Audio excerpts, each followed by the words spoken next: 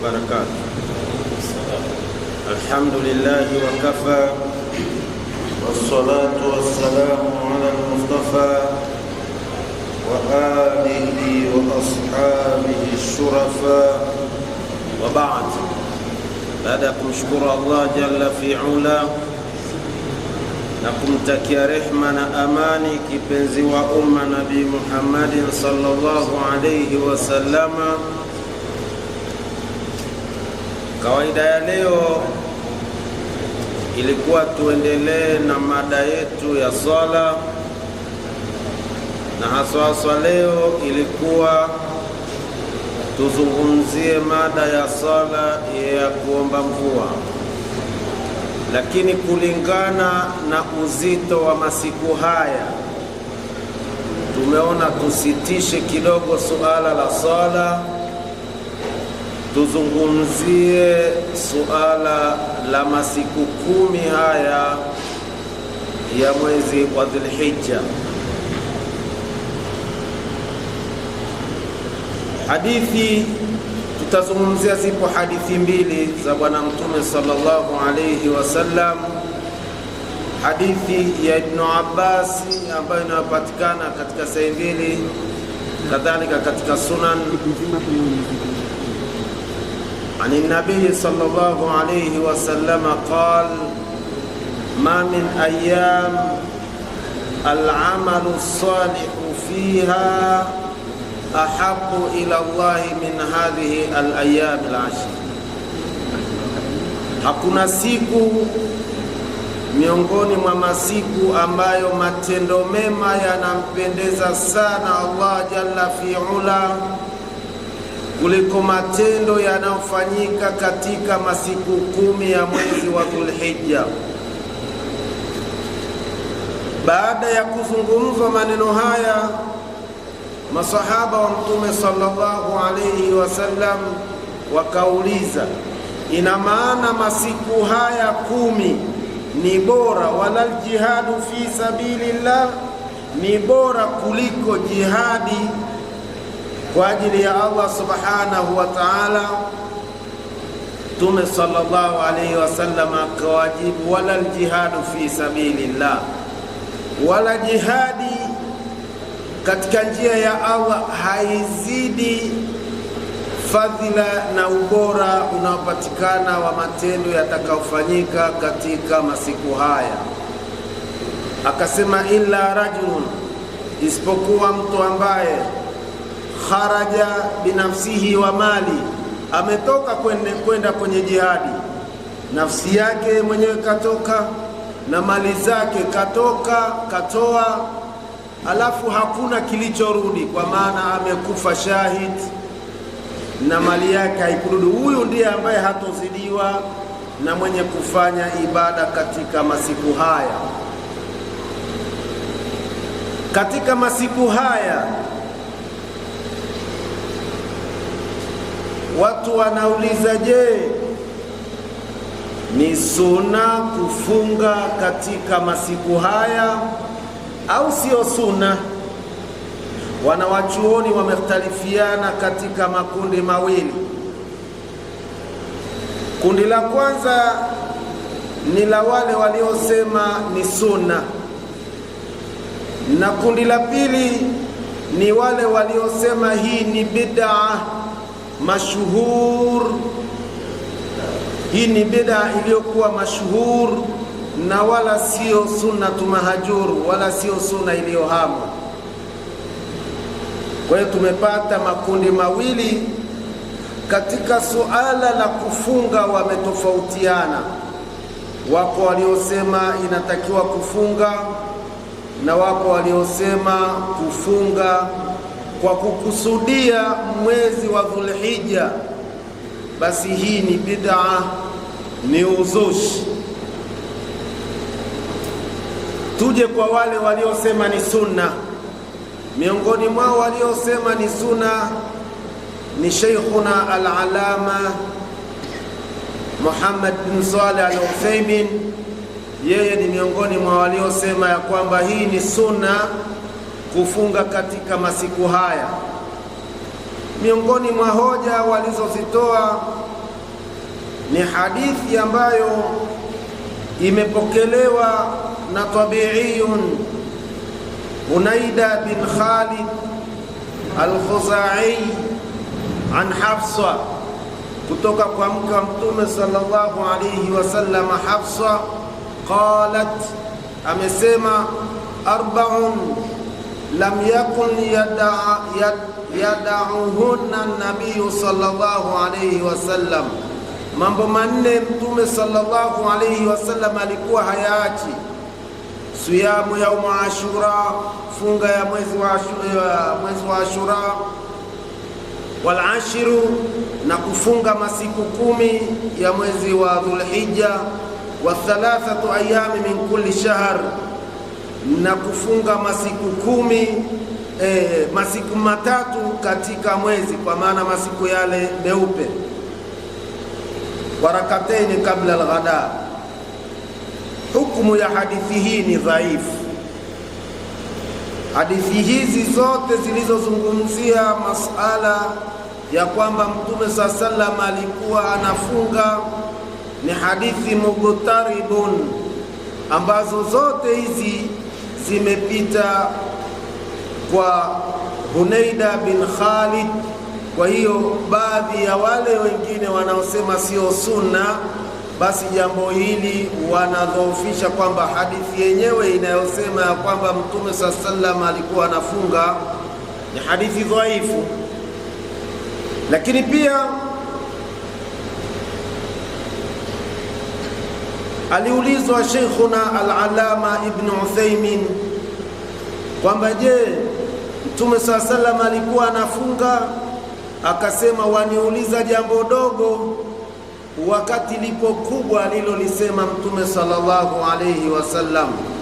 Nalo ni hadithi niliyotangulia kuisema ya Ibn Abbas ya kwamba ma min ayyam al-amalu salihu fiha wa fi riwayatin fihinna ahabbu ila Allah min hadhihi al-ayyam al-ashr, kwamba hakuna siku miongoni mwa masiku ambayo matendo mema yenye kufanywa, basi matendo hayo ni bora kuliko masiku mengine. Kwa hivyo hadithi hii akasema imekuja ni amun, kwamba matendo mema, na miongoni mwa matendo mema hayo basi na swaumu ni miongoni mwa matendo mema. Kwa hivyo Sheikh Uthaymin akaiunganisha hadithi ambayo imekuja am, haikuja kuihusisha ya kwamba Mtume sallallahu alayhi wasallam alifunga. Kwa hivyo ikawa ni miongoni mwa hoja za wale wenye msimamo ya kwamba Mtume sallallahu alayhi wasallam amehusia kufunga au kwamba alifunga. Tuje kwa upande wa pili, kwa wale ambao kwamba wenye msimamo wa kwamba hakuna kufunga,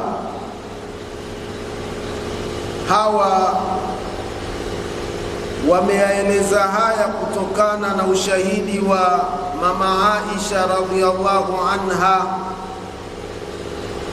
pale aliposema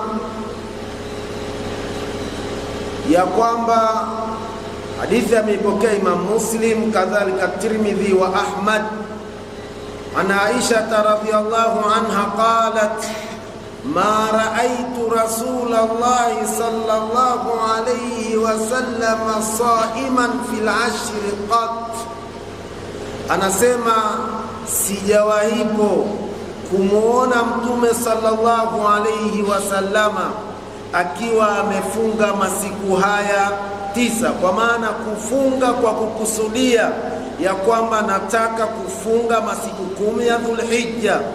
Mama Aisha anasema hajawahi kumuona Mtume sallallahu alayhi wasallama akifunga, na kwa maana nyingine hata kuhimizwa ya kwamba bwana inatakiwa ufunge, hakuwahi kuhimizwa mama Aisha, sababu wengine wanatoa hoja ya kwamba inawezekana yeye hajaona, haikuwa zamu yake, kwa hiyo wale wengine ndio wakaona. Lakini ikiwa ni jambo zito kama hili Mtume SAW alishindwa kuwahusia wake zake ya kwamba jamaa, kwenye masiku haya muhakikishe mnafunga, kwa sababu ni ibada iliyokuwa kubwa. Lakini mama Aisha radhiallahu anha akasema hajawahipo kumwona Mtume SAW akifunga, na hadithi hii ni sahihi kuliko ile ya Hafsa ambayo imekuja muqtaribun. Mara anasema amepokea Hafsa, mara baadhi ya wake za Mtume, mara ni hadithi muqtaribun. Wengi katika wanawachuoni wameidhofisha hadithi hiyo.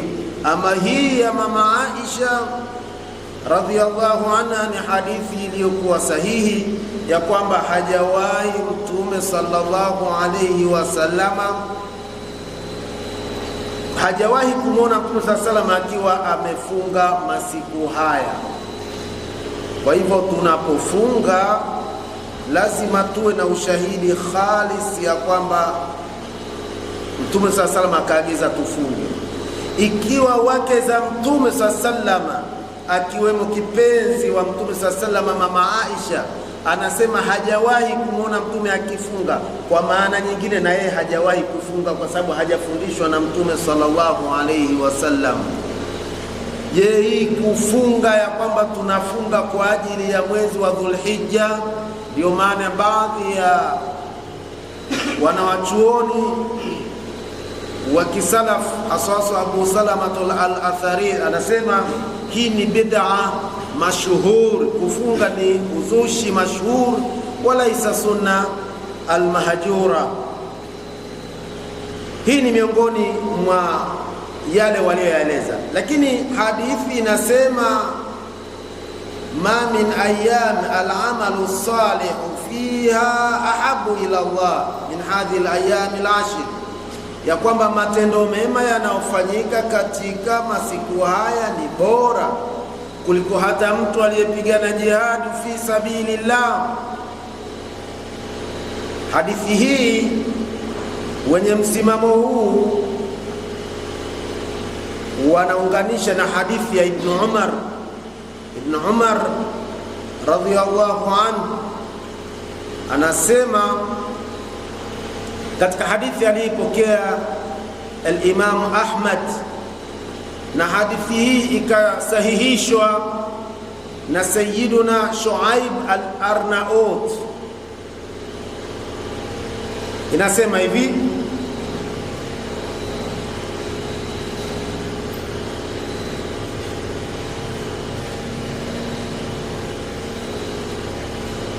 hadithi hii ya Ibn Umar an Ibn Umar radhiyallahu anhuma an an-nabi sallallahu alayhi wasallam qala ma min ayyam, hakuna masiku a'dhamu inda Allah, yaliyokuwa mazito makubwa mbele ya Allah, wala ahabu ilayhi, wala yanampendeza zaidi Allah, al-amalu fihinna, kufanya matendo mema katika masiku hayo, min hadhihi al-ayyam al-ashr, kuliko masiku haya 10.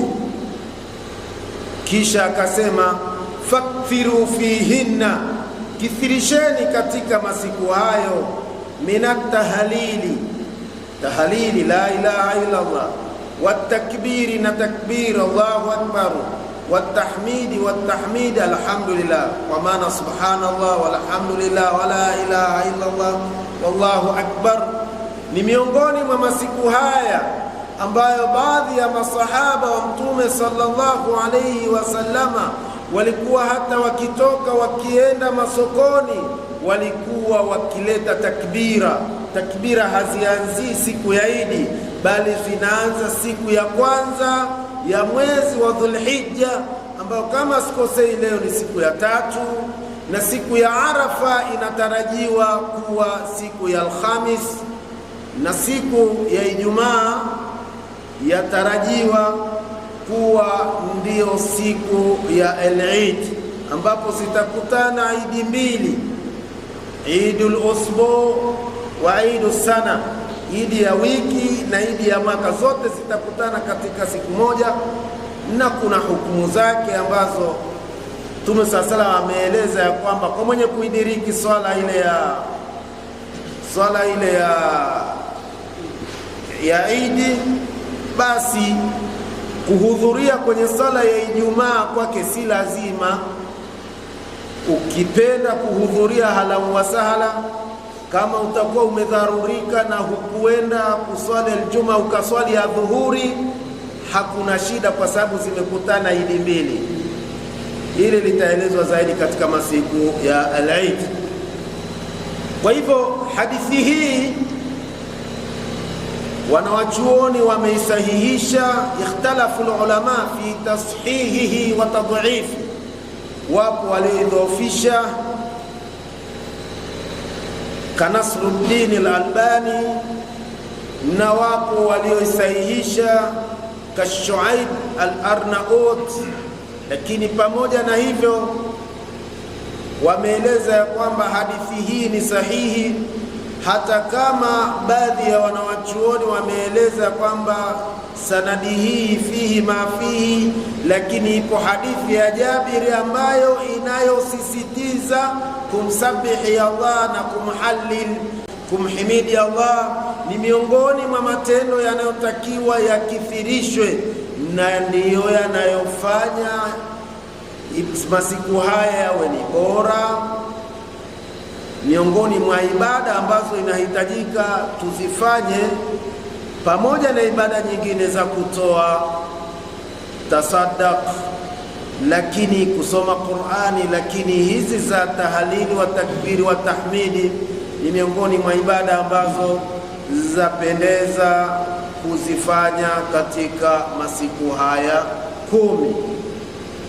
Hivi ndivyo ambavyo wanawachuoni walivyolieleza jambo hili, wakieleza ya kwamba matendo yaliyokusudiwa ni takbiri wa tahmidi wa tahlili, ama kujalia ya kwamba mtu afunge kwamba nafunga siku ya kwanza, tena unaambiwa kuna mwenye kufunga siku ya kwanza anapata kadha, siku ya pili anapata kadha.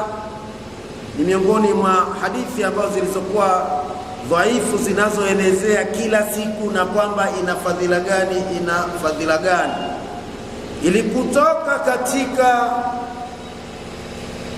shubha, kwa maana kuingia kwenye sehemu wengine wanasema ni uzushi, wengine wanasema ni sunna. Ikiwa una hamu ya kufunga katika nafasi ambayo hakuna anayeweza kukuambia umekosea, basi funga sunna ya Nabii Daudi, wafunga siku moja na unakula siku moja, na ikikufikia siku ya Jumatatu pia utafunga, na ikifikia siku ya Alhamisi utafunga, na itakapofikia Arafa ujue ya kwamba ni miongoni mwa sehemu ya kufunga. Ukifunga sunna ya Nabii Daudi, yani utekeleze ibada ya funga ambayo yafaa kwenye miezi mingine, basi ibada yako hii itakuwa ni bora. Ama kuijalia ya kwamba nafunga sunna ya Dhulhijja, utakuwa umeingia katika mtihani ambao wengine wanasema ni sunna na wengine wanasema ni uzushi, ikiwemo Mama Aisha, hadithi sahihi kuliko hii ya Hafsa ambayo imepokelewa na Imam Muslim, inayosema hajawahipo kumwona Mtume sallallahu alayhi wasallama akiwa amefunga katika masiku haya. Kwa hivyo katika masiku haya ni miongoni mwa masiku ambayo tunayotakiwa tukithirishe kumwabudu Allah, kumdhukuru Allah jalla fi'ula, tukitaraji ya kwamba iwe ni sababu hata Allah akichukua roho zetu asichukue tukiwa tumetekeleza ibada iliyokuwa kubwa. Ikiwa leo ni siku ya 3 ya mwezi wa Dhulhijja, jiulize tokea imeanza ni jambo gani kubwa ambalo waweza kusema ya kwamba umelifanya lillah. Na siku ya leo ilikuwa ni siku ya Alhamis ambayo tayari ishaingia Ijumaa. Sasa jiulize hapo, ushafunga angalau hata siku moja? Tuache ya kufunga, tuje kwenye ibada zingine. Je, iko ibada ambayo umeifanya katika mwezi huu ikawa ni sababu ya Allah subhanahu wa ta'ala kusamehe madhambi yako, ikawa ni sababu ya kuongezewa kheri, na kwenye mizani ya hasanatika ya matendo yako mema ikafanya matendo yako yawe ni mazito. Kwa hivyo kwenye suala hili la kufunga ni suala ambalo linatakiwa tuliangalie kwa makini, tujue ya kwamba baadhi ya wanawachuoni wanasema ni sunna na baadhi wanawasema huu ni uzushi, kwa sababu hakuna hadithi iliyokuwa sahihi ya kwamba Mtume sallallahu alaihi wasallam alikuwa anafunga au alikuwa amewaambia masahaba wafunge, bali jambo limeachwa ya kwamba kile kinachojulikana ya kwamba ni matendo mema, basi matendo mema hayo yanatakiwa yaweze kutekelezwa katika masiku haya ambayo ni masiku yaliyokuwa bora katika mwezi huu wa Dhulhijja, mpaka Allah subhanahu wa ta'ala akawa ameyaapia masiku haya, walfajri wa layalin ashri. Allah anaapa kwa alfajri, lakini anayaapia masiku yale 10 al-ashri ya Dhulhijja, kuonyesha ni masiku yaliyokuwa bora. Na siku ya Arafa ni siku ambayo kwa mwenye kufunga basi anapata fadhila za kusamehewa madhambi ya mwaka uliopita na ujao. Madhambi ya miaka miwili unakuwa ni mwenye kusamehewa katika masiku haya, pamoja na kwamba baadhi ya wanawachuoni ka Ahmad al-Ghamidi yeye amekuja kudhoofisha ya kwamba kufunga masiku haya ya kufunga siku ya Arafa, kadhalika ile 6 Shawwal, kwamba hii ni bid'a. Amepita yeye hivyo, hii ni mieleka ambao wanawachuoni wanapita, lakini wengi jamhurul ulama wao wamepita ya kwamba suala hili ni sunna, kufunga siku ya Arafa, kadhalika 6 Shawwal. Ama hawa ambao wanasema ni bid'a, ni uzushi, ka Ahmad al-Ghamidi rahimahullah, Allah mhurumie huko aliko, ni miongoni mwa aqwalul al-ahadi, ni kauli za watu wachache ambao wao wamepita wakayaangalia na wakasema hivyo.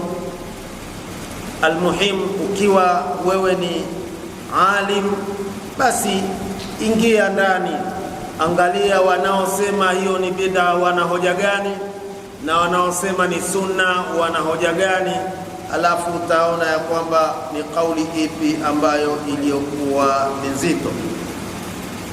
Na baada ya kujua ya kwamba masiku haya yanafungwa na imetajwa masiku 10 ya Dhulhijja, haina maana ya kwamba anayetaka kufunga basi afunge mpaka siku ya 10 ambayo ni ya Eid, bali imetajwa masiku 10 kutokana na wingi wa masiku hayo ni miongoni mwa masiku yaliyokuwa bora. Lakini kwa ibada ya kufunga, Mtume sallallahu alaihi wasallam amekataza watu kufunga siku ya Eid, Eid al-Fitri wa Eid al-Adha. Ni haram kwa watu kufunga katika masiku haya. Ama masiku haya 9 ni miongoni mwa masiku ambayo tunahitajika tufanye ibada, na hata kama utakuwa umefunga basi unaruhusiwa, lakini ni vema kujitoa al-ihtiyat. Ni kwamba ni bora ufunge suna ambazo ni maarufu katika masiku mengine, suna ya Nabii Daud au suna ya Jumatatu na Alhamis, ambayo masiku hayo mawili ni siku ambayo amali za waja zinarufaishwa kwa Allah jalla fi'ala. Ukifunga kwenye masiku haya unakuwa umefunga masiku yaliyokuwa bora. Kadhalika ukiweza kusimama qiyamul layl, basi utakuwa umefanya jambo bora ambalo litakuwa jambo hilo, ibada hiyo ungeifanya katika miezi mingine, isingekuwa na uzito na ubora kuliko masiku hayo. mtu anaweza akachanganyikiwa kidogo ya kwamba Mtume sallallahu alayhi wasallama anasema masiku haya ni bora kuliko masiku yote uyajuayo, kwa maana ibada inayofanyika kwenye masiku haya ni bora. Sasa mtu atasema vipi mwezi wa Ramadhani?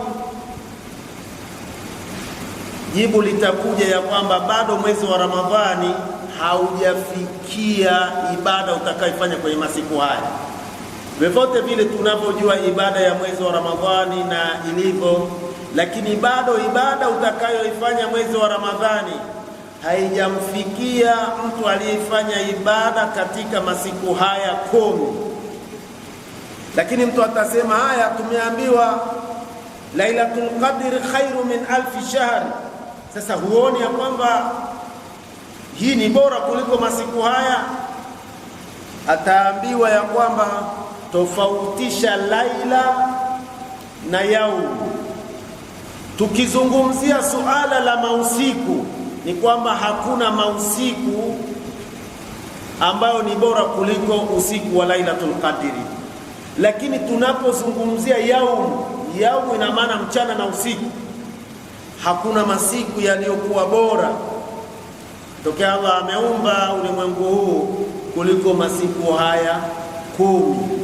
Kwa hivyo kama ambavyo tulivyokuwa tunakithirisha kusoma Qur'ani katika mwezi wa Ramadhani, tambua Qur'ani utakayoisoma katika masiku haya fadhila zake ni bora kuliko Qur'ani utakayokuwa ulisoma katika mwezi wa Ramadhani. Haya ndio ambayo tunatakiwa tuyajue, na bado hatujachelewa. Tuko katika siku ya 3 katika mwezi huu wa Dhulhijja, ambao masiku haya ni machache, inatakiwa tuyape haki yake. Kwa mwenye kuweza kufunga suna ya Nabii Daudi, basi aweza kufunga. Kwa mwenye kuweza kutasadaki, basi aweze kutoa sadaka. Kwa mwenye kuweza kusoma Qur'ani, akithirishe kusoma Qur'ani. Ama mwenye kusoma takbir wa tahlil, ukaleta tasbih wa takbir wa tahmidi, inakuwa ndio bora. Na ndio hasa hadithi hii ya Ibn Umar wa Jabir ambayo imetuhusia ya kwamba tukithirishe tahlili wa tahmidi wa takbir wa tasbih. Haya ni miongoni mwa mambo ambayo yahitajika tuyajue na tuyafanyie kazi. Na siku ya Al-Eid ambayo imebaki siku chache, ni siku ya Ijumaa, basi ni bora unapoenda katika musalla al-Eid usiwe umekula, uwe umefunga.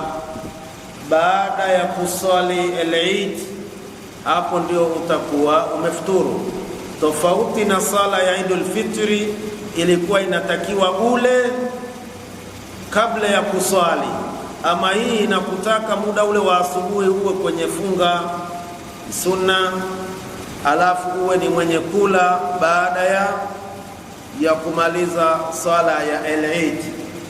Na katika sala ya al-Eid yako mengi ambayo yanahitajika kuyajua, lakini miongoni mwa yanayohitajika katika siku ya 10 ni ibada ya kuchinja.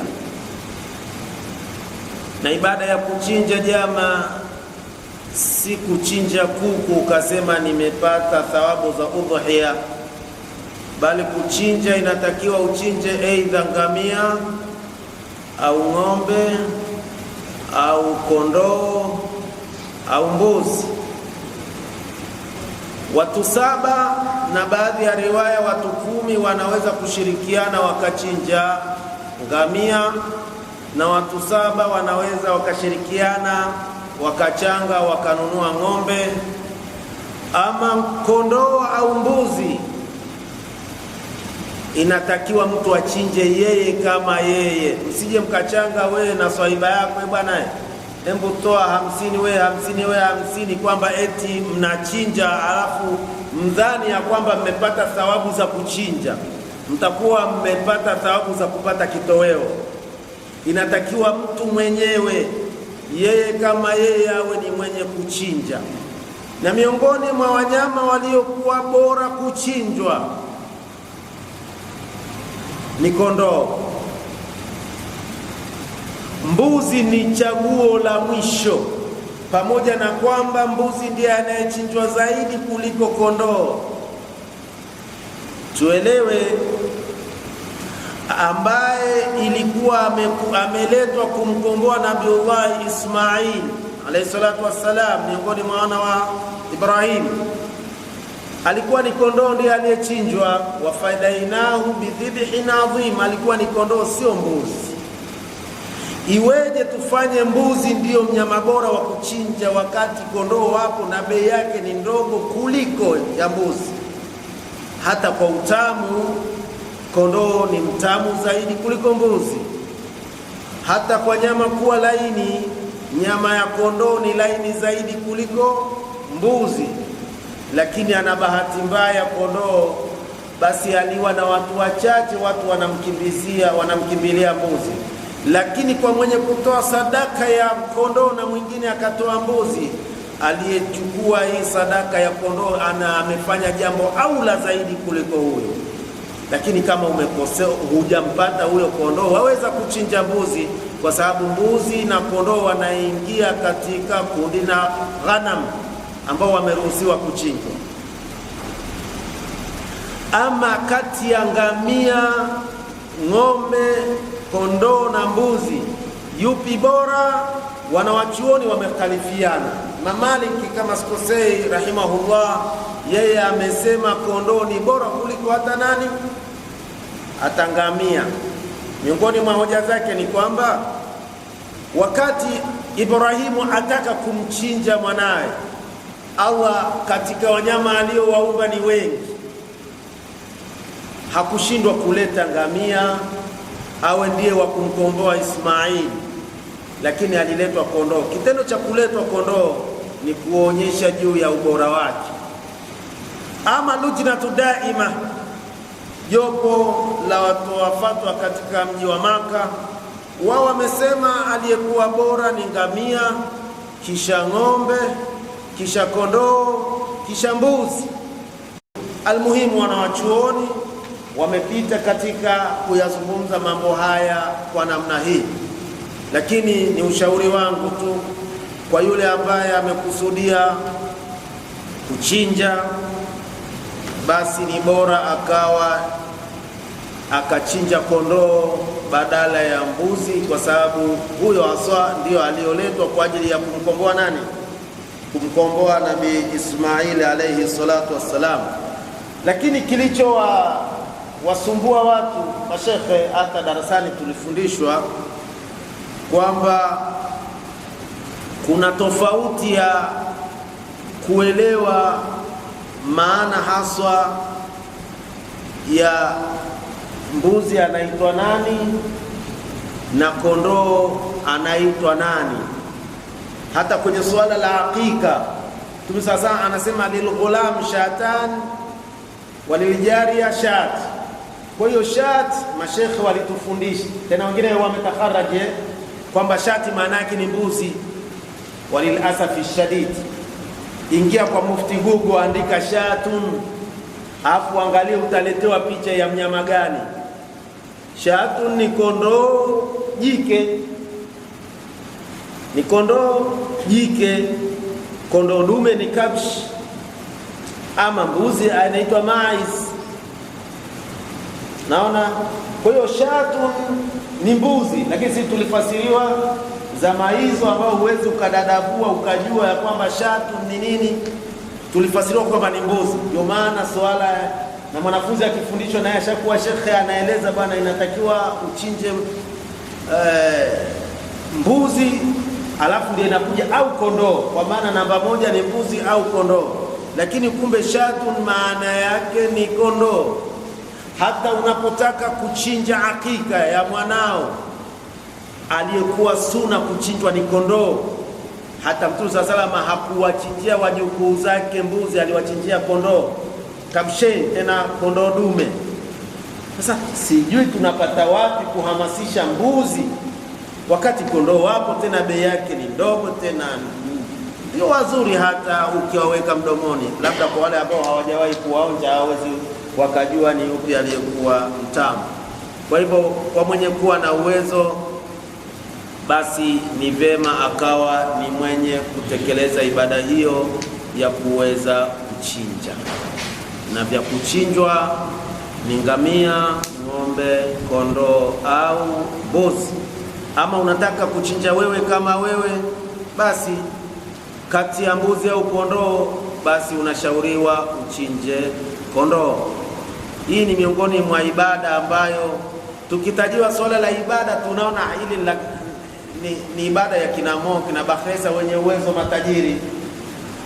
Kumbe ni ibada ambayo kila mmoja wetu anatakiwa ibada hii ajitahidi kwa muda wa mwaka mzima. Hivi tunashindwa mtu kujiwekeza ukaweza kuchinja? Ndio maana utashangaa mtu Allah amemruzuku watoto, uwezo wa kuweza kusomesha wanaye mpaka vyuo vikuu, alipe milioni kadhaa, uwezo wanao. Lakini ukimuuliza bwana, katika wanao wangapi umewafanyia hakika, unakuta hajafanyia hakika walau mtoto mmoja. Na hili ni deni, hii ni haki ya mtoto, na kila mtoto anawekwa bondi, anawekwa rehani kwa hakika yake mpaka umfanyie hiyo hakika, ndio atakuwa amefanya nini, ametolewa kwenye rehani yake. Lakini watu hawafanyi, aidha ni kwa kutojua umuhimu wake au kwa kutojua ya kwamba ibada hii inahitajika kutekelezwa. Kwa hivyo kondoo iwe ni hakika, mnyama bora ni kondoo. Iwe ni kuchinja udhuhia, kondoo ndiye mnyama bora katika kuchinja. Kwa hivyo tunahitajika tuyajue hayo na tujipange kwa ajili ya al-Eid na siku ya kuvaa vizuri. Haitakiwa mtu unavaa rafrafu, ndio siku unatakiwa upendeze. Na ni vema njia utakao kuja msikitini au kwenye musalla, basi ukirudi unarudi katika njia nyingine.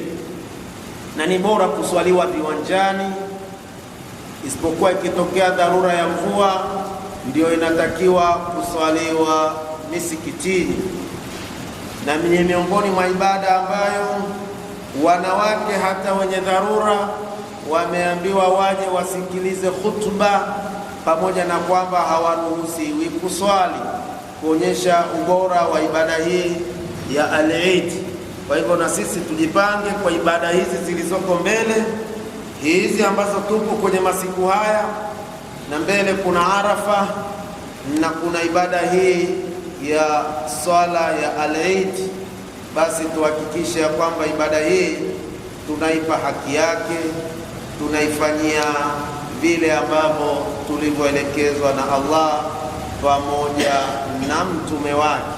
Muda huu ni uache uwe ni muda wa maswali.